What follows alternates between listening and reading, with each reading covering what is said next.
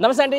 మొత్తానికి ఈరోజు తెలంగాణ రాష్ట్రంలో మళ్ళీ నిరుద్యోగుల పాలిట లేకపోతే నిరుద్యోగులకు కష్టకాలం దాపురించింది. దీనికి సంబంధించి కూడా మనతో మాట్లాడేందుకు ఓయూకు సంబంధించినటువంటి బీఆర్ఎస్ పార్టీ నాయకులు జగన్ గారు ఉన్నారు. ఆయన అడిగి మరిన్ని విషయాలు తెలిసే ప్రయత్నం చేద్దాం.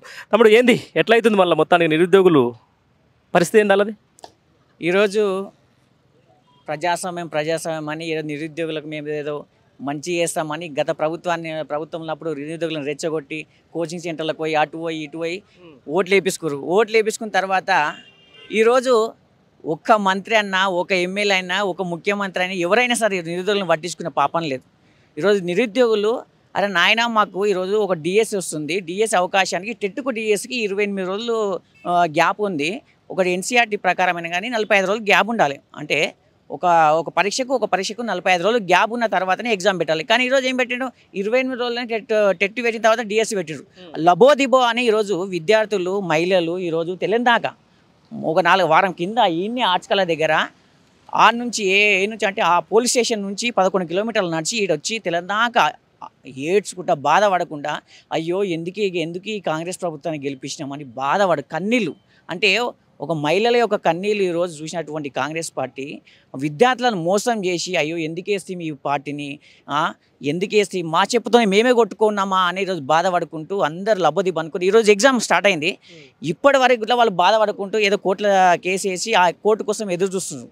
అంటే విద్యార్థులను మోసం చేసిన పార్టీ కాంగ్రెస్ పార్టీ. విద్యార్థులను నరకయాతన చేసి లాఠీ దెబ్బలు కొట్టి ఈరోజు పకడ్బందీగా పోలీసులు ఎక్కడ పోయినా కానీ పోలీసులు అంటే విద్యార్థులు స్వేచ్ఛగా తిరగనీకే స్వేచ్ఛగా మాట్లాడుకొని లేనటువంటి ప్రభుత్వం ఏదైనా ఉంటే ఈ కాంగ్రెస్ ప్రభుత్వం.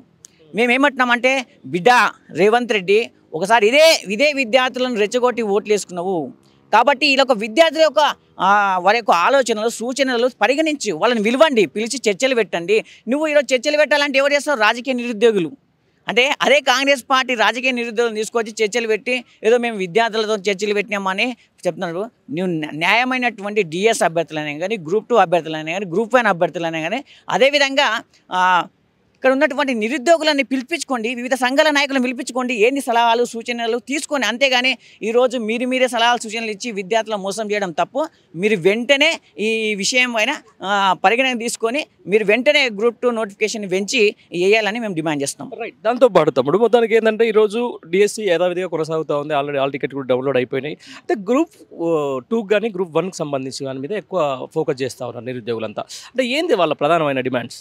ఈరోజు గ్రూప్ 2 అంతకుముందు ప్రభుత్వం ఉన్నప్పుడు ఏం చేసిన అంటే ఇదే కాంగ్రెస్ ప్రభుత్వము గత ప్రభుత్వం ఇచ్చినటువంటి పోస్టులను కాకుండా మేము అదనంగా 2000 పెంచి గ్రూప్ 2 నోటిఫికేషన్ చేస్తా అని చెప్పినటువంటి ఈ కాంగ్రెస్ ప్రభుత్వము, ఈ లుచ్చ ప్రభుత్వము ఈరోజు ప్రభుత్వం వచ్చిన తర్వాత గత ప్రభుత్వం జీవన తీసుకొచ్చి మళ్ళీ పెట్టింది.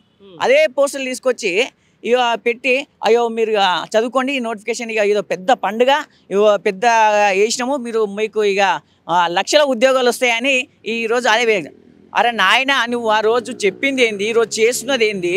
ఈ గత ప్రభుత్వం ఇచ్చిన నోటిఫికేషన్ మళ్ళీ వేసి ఏదో మేము ఉద్యోగాలు ఇస్తున్నాము, ఏదో మేము లక్షల ఉద్యోగాలు నింపుతున్నామని చెప్పడం మేము సిగ్గుచూడ. మేము ఏమంటున్నామంటే మీరు ఇస్తున్నటువంటి హామీ అయినటువంటి గ్రూప్ 2ను 2000 పెంచి అదేవిధంగా వాళ్ళకు డిసెంబర్ వరకు కాలపరిమితి కావాలని అంటున్నారు. మీరు వెంటనే ఈ గ్రూప్ 2ను పోస్ట్పోన్ చేసి వాయిదా వేసి 2000 పోస్టులు పెంచి డిసెంబర్లో వేయాలని మేము ఈరోజు ఉస్మానియా యూనివర్సిటీ విద్యార్థి తరఫున నిరుద్యోగుల పక్షాన మేము డిమాండ్ చేస్తున్నాం. అదేవిధంగా ఈరోజు గత ప్రభుత్వంలో ఇదే గ్రూప్ 1కి సంబంధించి ఇదే బట్టి విక్రమార్క ఇప్పుడున్నటువంటి డిప్యూటీ సీఎం అనే వ్యక్తి బట్టి విక్రమార్క గారు ఆ రోజు అసెంబ్లీ సాక్షిగా అంటే రికార్డ్ అయి ఉంటుంది, అది అసెంబ్లీ సాక్షిగా ఏమన్నా అంటే విద్యార్థులు నష్టపోతుండ్రు, మీరు 1:100 ఇవ్వాలి, మీరు ఎందుకు ఇయ్యరు, మేము మా ప్రభుత్వం వస్తే ఇస్తాము అని విద్యార్థులను రెచ్చగొట్టిండు. ఈరోజు ఏం చెప్తున్నా అంటే టెక్నికల్ ఇష్యూ అవుతుందని చెప్తాడు. ఏమన్నా సిగ్గుశరం ఉందా బట్టి విక్రమార్క? ఆ రోజు అడిగినప్పుడు ఏమన్నా నీకు తెలియదా ఇక టెక్నికల్ ఇష్యూ అవుతుంది, మా ప్రభుత్వం వచ్చినాక మేము ఇయ్యము అనేది టెక్నికల్ ఇష్యూ ఏం తెలియదా? ఓన్లీ ఓట్ల కోసమే విద్యార్థులను నిరుద్యోగులను వాడుకుంది, ఓన్లీ ఓట్ల కోసమే. ఓట్లు వేసిన తర్వాత ఈరోజు ఎవడు గెలిచే ప్రసక్తి లేదు. ఈ రాష్ట్రానికి ఒక విద్యాశాఖ మంత్రి లేడు, ఎవరికి చెప్పుకోలే ఆ బాధలు. గట్లే కాదు, ఇప్పుడు ఒక ముఖ్యమంత్రి ఉంటాడు, ముఖ్యమంత్రికి ప్రోటోకాల్ ప్రాబ్లం ఉంటుంది, నీ ఎమ్మెల్యేలు కలవనీకినే ప్రాబ్లం అవుతుంది. సామాన్య నిరుద్యోగి కలిసే ప్రసక్తి ఉంటుందా? ఇప్పటి వరకు ఒక నిరుద్యోగి నన్ను కలిసిందా?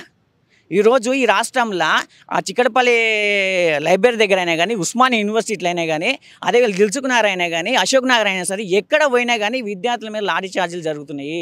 విద్యార్థులు అడుగుతున్నందుకు, అరే నాయన మీరు చెప్పినటువంటి ఉద్యోగాలు ఎక్కడ పోయినాయి, ఆ నోటిఫికేషన్లు ఇవ్వండి, వాయిదా వేయండి, ఉద్యోగాలు పెంచండి, మీరు ఇస్తున్నటువంటి 1:100 ఇవ్వండి అని ఈరోజు విద్యార్థులు అడుగుతుంటే మానవత్వం అనే లేకుండా ఇలా విద్యార్థి పైన లాఠీ చార్జీలు చేస్తుండ్రు. విద్యార్థులు నిలదీస్తుంటే ఒక్కొక్కడు పోలీసులు కొడుతున్నారు.